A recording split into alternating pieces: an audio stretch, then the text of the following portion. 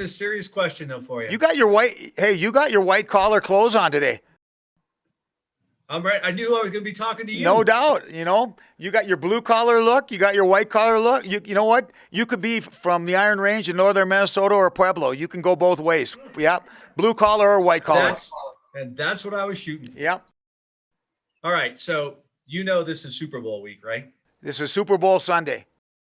Yep. And so there's going to be all kinds of prop bets in Vegas about who wins the coin toss. How long is the national anthem? What do you think the odds would have been before the hockey season started that there would be a stretch of this year that it would be nearly 2 months between home games at Cadet Ice Arena? And how much money do you think I would have won making that bet? First of all, like if you were aware, like you're aware of a lot of things, but you're obviously not aware of the NCAA rules. I need to have Linda Hubler and Chris Gines have a little talk with you. Like, you're not on that regular email, like about betting and talking about betting and even thinking about betting? I think it's it's even an NCAA violation if you think about betting. So, I'm not going to go anywhere with the odds of this and that. But I never would have dreamed that at this point in time, Vince, that we would have played 11 games and 9 of those 11 games would have been on the road. I would never have ever dreamed something like that would have occurred, but it has. Part of it due to the problems we had with COVID over the weekends that Army and LIU were supposed to be here, but also due to other programs, refusal to get on an airplane to fly to Colorado.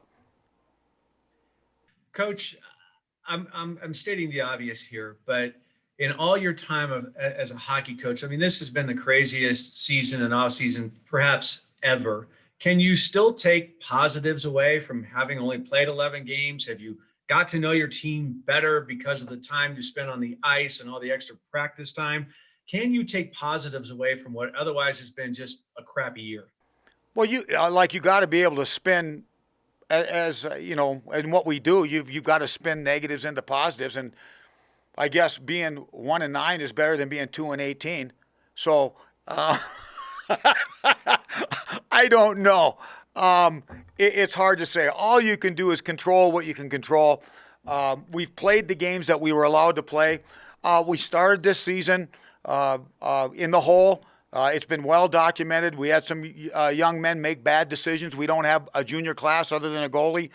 We lost 5 players before the season. We've been playing shorthanded. We've had COVID issues like everybody else has.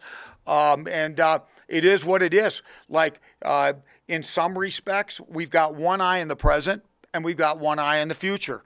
Like, we are rebuilding right now. And if you look, we got no choice. We're going to graduate 8 seniors. We've only got 1 junior coming back. So in some respects, we are rebuilding. But also we have a senior class that helped us win a championship and finish in the NCAA Final 8 when they were freshmen. And we owe it to them to have the best season that we can for them in their final year. And with that, every day, what we're doing is we're doing the best to control what we can control in right now, immediately, not the future. Obviously, as a staff, we're working, we're developing players, but right now, we are striving towards being the best version of ourselves that we can be by playoff time. And we want to be the team that nobody wants to face. We want to be the team that goes in just like we did on Monday night against Bentley. We're going to go into a playoff game and we're going to knock somebody off. That's what we're working towards. So to be honest with you, we don't even talk about. It doesn't even come up in our conversation. The losses, we put those in the rearview mirror. You know what? as a coaching staff, we're like a good goalie right now. A great goalie has got to have a short memory. And with what's gone on with us this year, we have to have a short memory. When things don't go well in a game, we've got to flush that game. Obviously, as coaches, we put together what we need to put together to work on to make us better in preparation for the next weekend. But we can't let the weight and the burden of what's behind us, hinder us from the direction that we want to be going as a team. Yep. The manner of that first win, it wasn't like you guys came out and just, all this from the start blew them out of the water. It was something that kind of had to build, and you fell behind in the third period, and it looked like it was maybe going to, but there was a rally. Does the nature of how that win finally came give you any confidence, any pride? That's a great question, and it was leading, and it was right on, Kate, and this is why you're good. This is why you're good, and you're going to be great at what you do. You pay attention and you watch, and how you just set that question up was masterful. First of all, I want to give our guys credit, and I want to give our administration credit. We played by the rules here.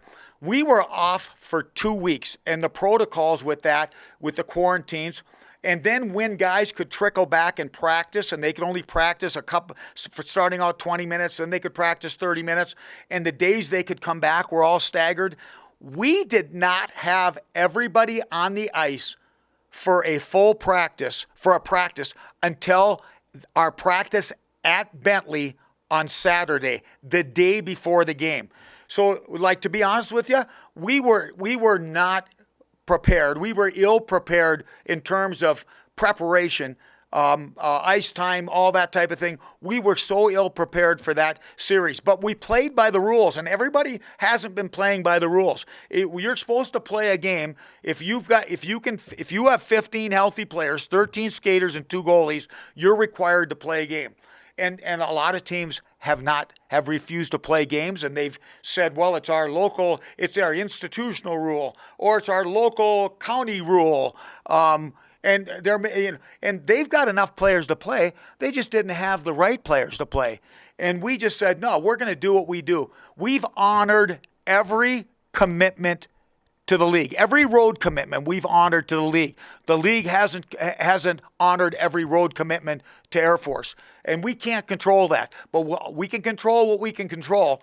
And you know what? We got our butts on that plane. We went out. We played at the earliest possible time. I wanted to push the series to Monday and Tuesday.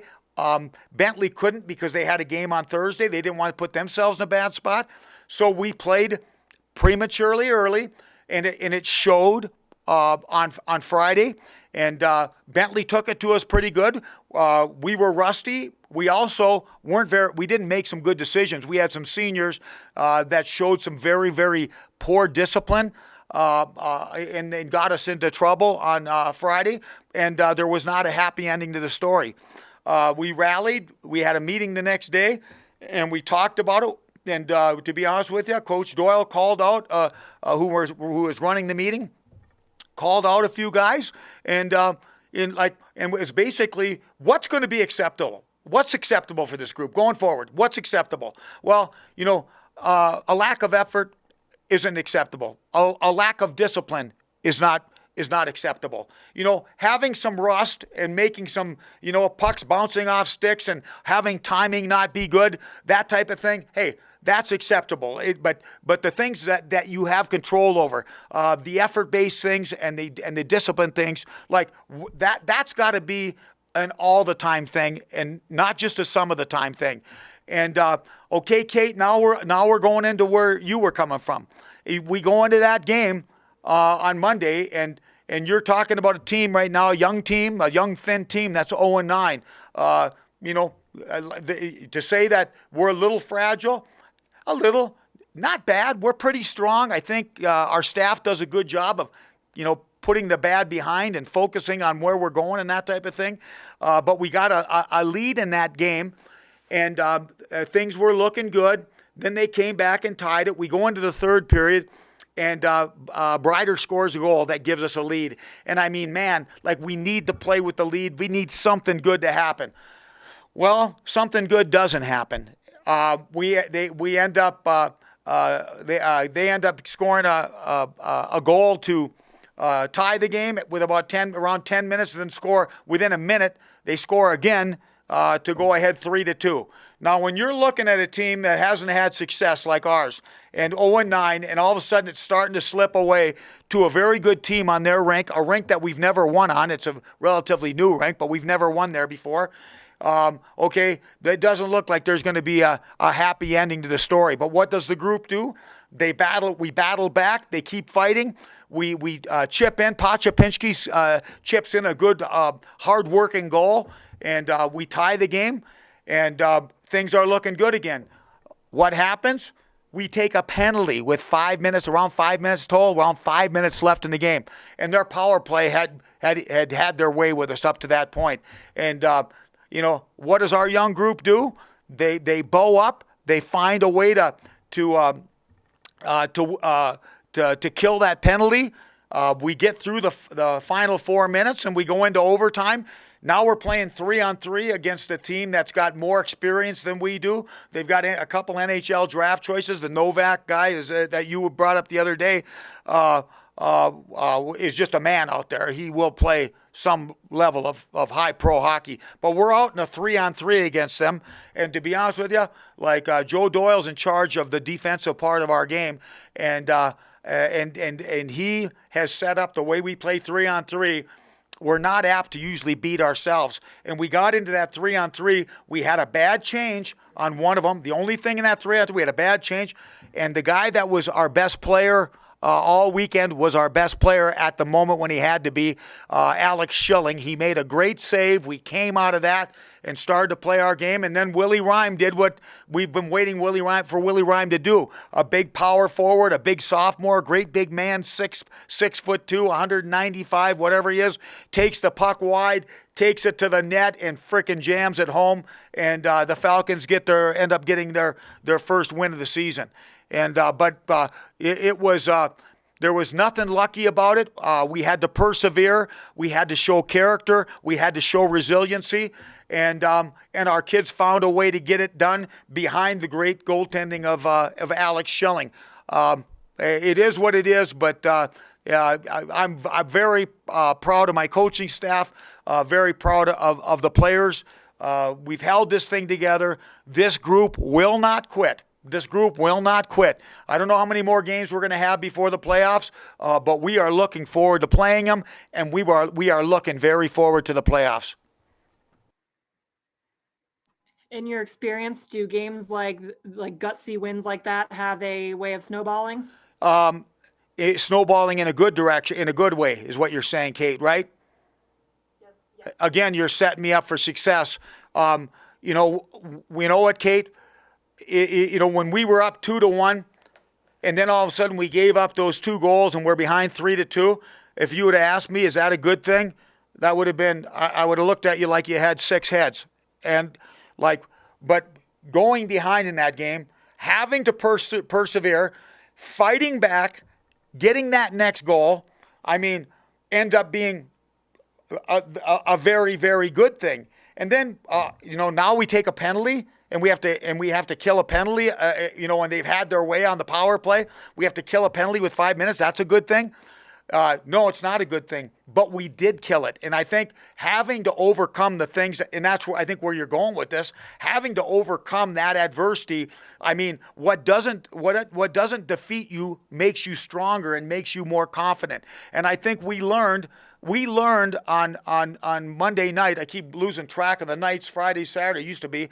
I learned on Monday night that if we're behind, there's no reason to panic, and certainly no reason to ever give up or quit, because we can come back. We showed that we could come back. If we have to kill a penalty late in the game, we proved that we can kill a penalty in a game.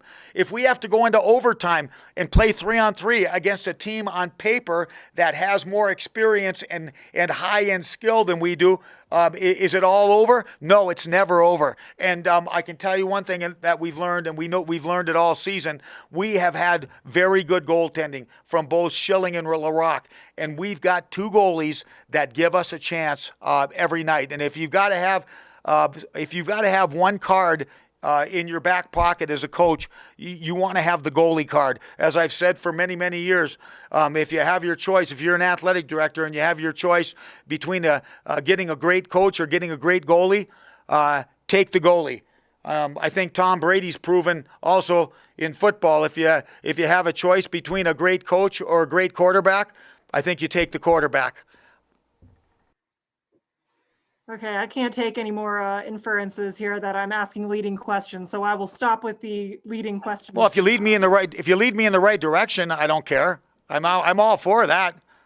Hey, you can answer obviously however. You know you're going to get what I want to tell you. I'm not looking for any particular answer. You know I'm going to give you what I want to tell you, and but go ahead, lead me down any primrose path you want. I'll take that. I'll take and run with it. Is the program moving forward anticipating that you will not have the services of Luke Manning or Rowe for the rest of the season? Manning and Rowe will not be available.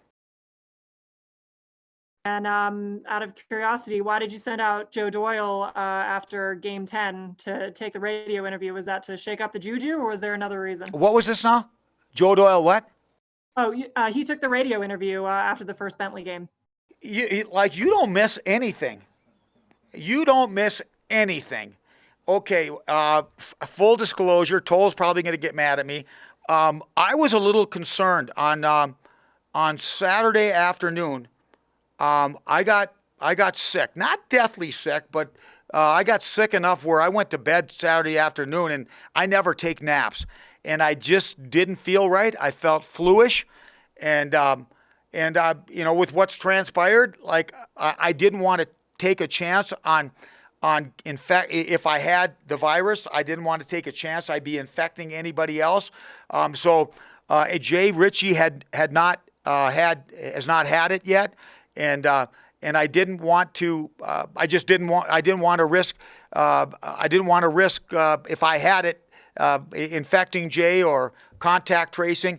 And also, if you notice, I was not on the bench on Sunday. And I didn't want to go on the bench because we had several players who have not had it yet. And had I been tested positive, I didn't want to be anywhere where I could infect or contact trace anybody. So I felt good by the time game time on Sunday night, and I was relatively sure I didn't have it, but I just kept my distance and watched the game from the stands and took notes and sent those down between periods with Ben Kinney.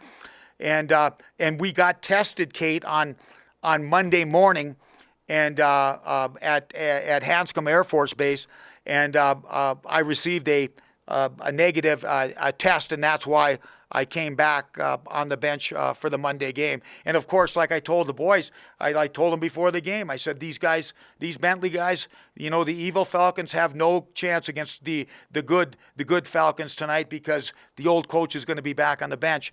And of course, that was the main reason. I guess Schilling was second, and Willie Ryman, our penalty killing and all that. But I got to give myself a little credit. Came back and brought some good luck to the bench, and there was a happy ending to the story on Monday afternoon. We played a 3 o'clock game.